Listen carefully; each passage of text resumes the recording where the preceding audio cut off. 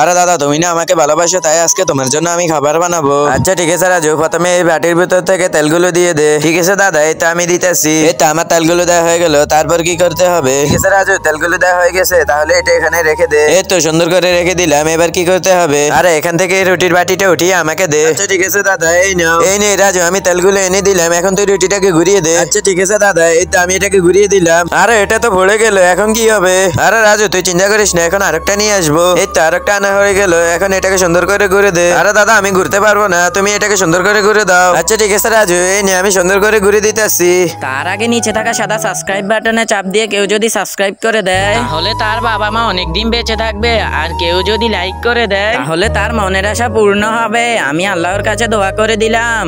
আরে দাদা তোমার রুটিটা ঘুরে দেওয়া হয়ে গেল। আরে হ্যাঁ রাজু, আমার রুটিটা ঘুরে দেওয়া হয়ে গেছে, এখন এই ডিমটা এখানে ভেঙে দে। ঠিক আছে দাদা, এই তো আমি এটাকে এখন ভেঙে দিলাম সুন্দর করে। রাজু রুটিটা উল্টিয়ে দে, নাহলে তো রুটিটা ভুলে যাবে। ঠিক আছে রাজু, এখন এই ডিমের উপর চচগুলো দিয়ে দে। আচ্ছা ঠিক আছে দাদা, এখন এই রুটিটা মাঝখান থেকে দুই ভাগ করে নে, তারপরে এই রুটিটার মাঝখানে এই ডিমটা ঢুকিয়ে দে। আচ্ছা ঠিক আছে দাদা, আমার খাবার বানানো হয়ে গেছে, এখন এটা তুমি খেয়ে নাও।